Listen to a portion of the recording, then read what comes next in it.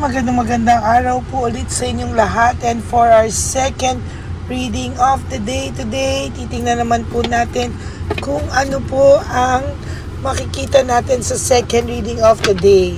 Pero sana po bago nyo yun mapanood itong second reading of the day ay napanood nyo na po yung ating first reading kanina, na yung kahit hindi mo po i-wish na makarma siya, pero sad to say, makakarma pa rin siya at darating pa rin yan sa kanya para ma-realize niya po, no, kung ano po yung sakit na dinulot niya sa'yo. Okay?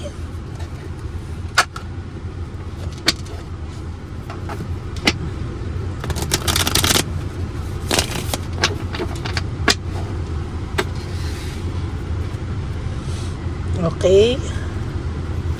1, 2, 3, 4, 5, 6, 7, 8, 9, and 10.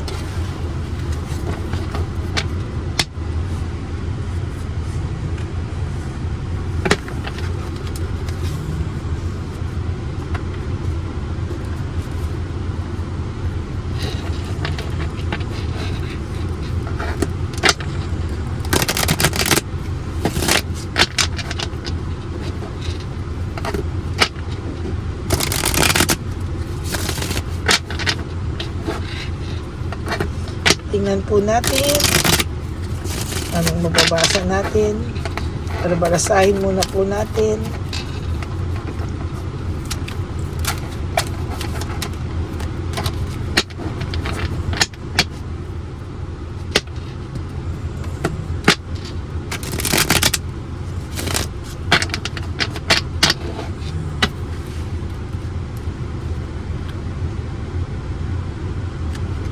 One, 2, 3, 4, 5, 6, 7, 8, 9, and 10.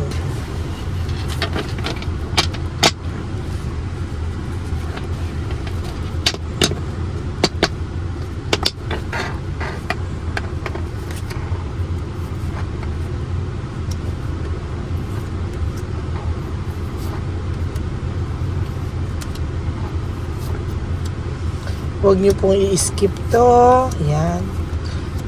Dahil dito po tayo kumukuha ng connection sa inyo. But for those of you who would like to have a private reading with me, you can message me po at Lady Lee Elena. Nasa dulo po yan ng ating video. Diyan niyo lang po ako mako-contact. No? That's my only official and legit FB account. Okay? No motivation, lack of passion, wala pong uninspired, wala pong kagana-gana ang person nyo sa mga oras na to. As a matter of fact, kahit po kay Chabelitang Palaka na dati ay sweet-sweetan sila, ngayon, wala na rin po itong ka-sweet-sweet kay Chabelitang Palaka. And as a matter of fact, pareho na po kayo ni Chabelitang Palaka. As a matter of fact, ulit, nakita na po ni Chabelitang Palaka kung ano ang totoong ugali ng person na meron siya. Alam niyang hindi siya ang mahal. Alam niya din po na may pagka-narcissist ang person nyo. Kung ano po ang ginawa sa'yo ng person mo ay ginagawa na din po niya ngayon kay Chabelitang Palaka. Meaning, talagang talaga pong nakakaramdam na rin po ngayon si Chabelitang Palaka ng depression. Hindi naman po kasi yan makakapag-pretend all the time, no?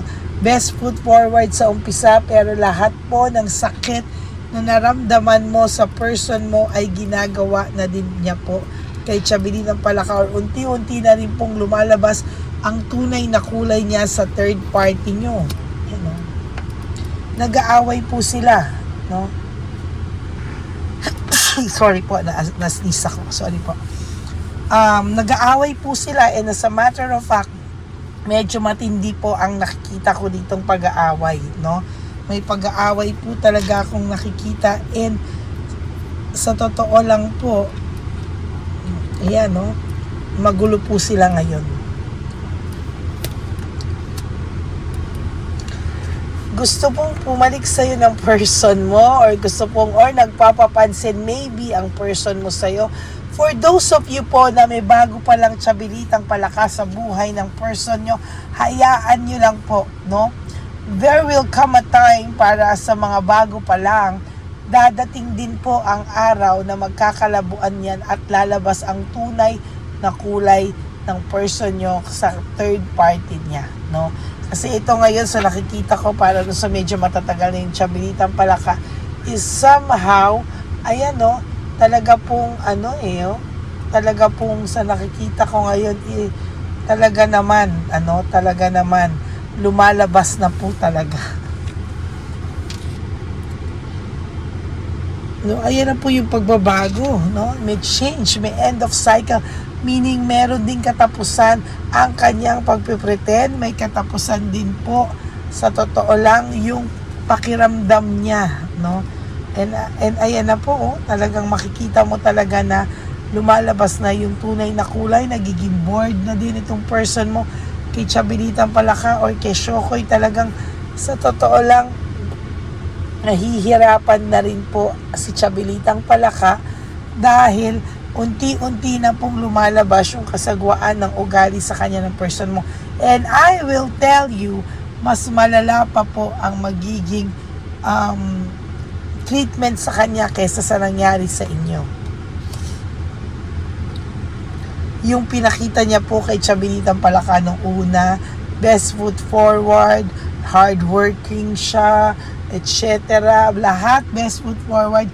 Ngayon po ay bumubukas na ang mata ni Tsabilitang Palaka sa lahat po ng ugali na meron ang person mo, no? Gusto na rin po niya mag-move on. Gusto niya rin po finding peace. As a matter of fact, for some of you, nakipaghiwalay na po si Tsabilitang Palaka.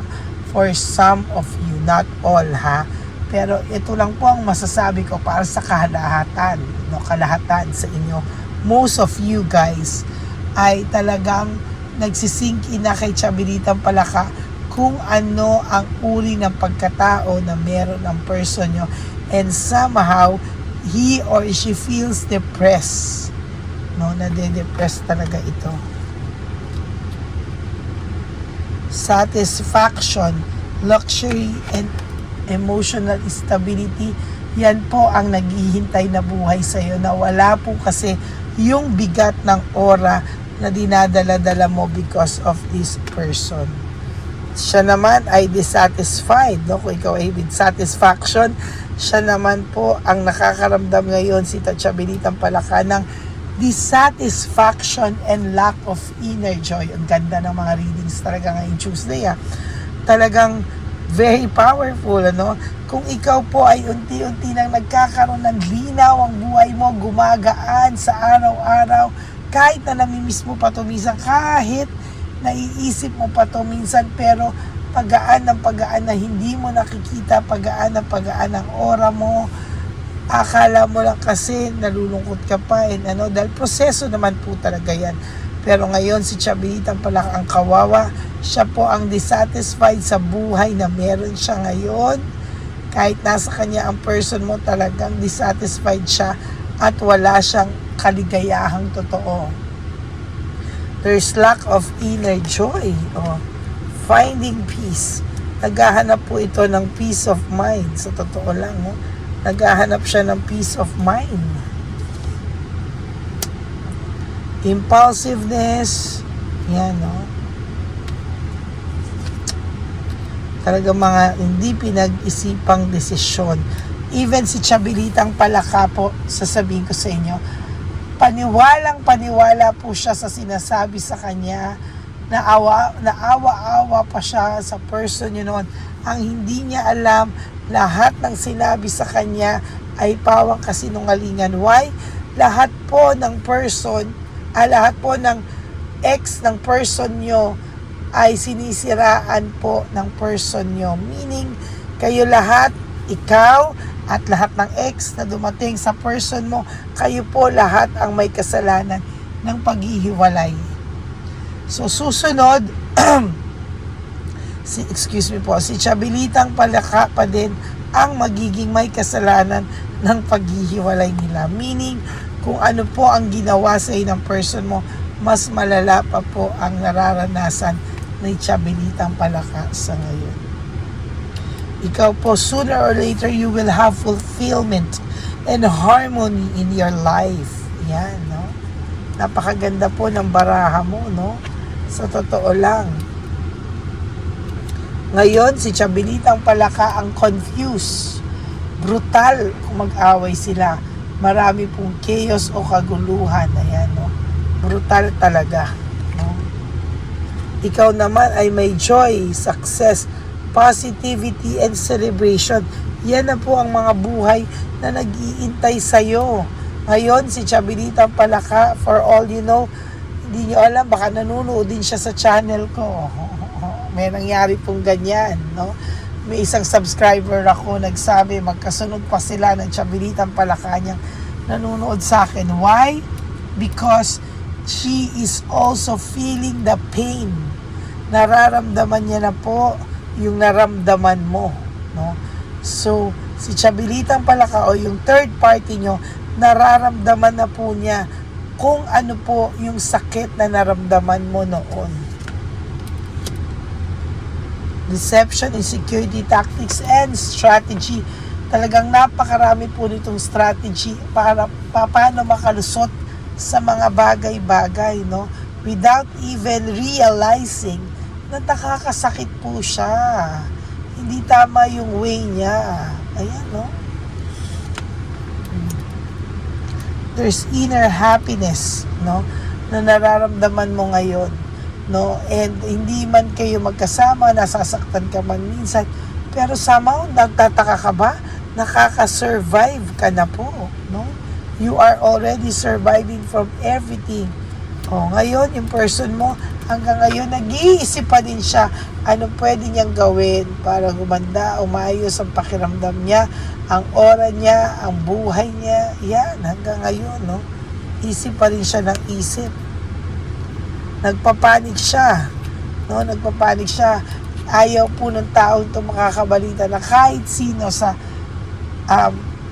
ng mga ex niya ay makakamove on, lalo ka na, no? Pakiramdam niya po sa iyo, kailangan ikaw hindi ka makamove on, habulin mo siya, ikaw ang magpanik, pero ngayon nararamdaman niya na po lahat yan, no? Sa totoo lang, naiisip ka po niya ngayon, there's mental energy, iniisip ka po niya ano daw ang nasa isipan mo, ano ngayon ang ginagawa mo, ano ang pakiramdam mo towards him or her, ano lahat, no? Panay, what if kung ganito, what if kung ganyan. Ang dami niya pong iniisip at sasabihin ko sa iyo, talagang gulong ang person mo. Yan po ang second reading of the day. Somehow, deserve din po yan ni Chabilitang Palaka na malaman niya, no, kung bakit at ano ang nangyari at naramdaman mo, para malaman niya na hindi pala tama na nang-aapak din ng tao. Okay? So that is your second reading of the day today. For those of you, sabi ko nga po, who wants to have a private reading with me para makita nyo if this is really your energy, yan, you can message me at Ladyly Elena, that's Ladyly Elena, nasa dulo po yan na ating video. Diyan nyo lang po ako pwedeng makontak. That's my only official and legit FB account. Yan. So maraming salamat po sa inyong lahat. And God bless you all po, and to all my ever solid and loyal Lady Elena friends, family, and subscribers, I love you all from the bottom of my heart. Maraming salamat po. God bless you all, and have a happy Tuesday ahead of you.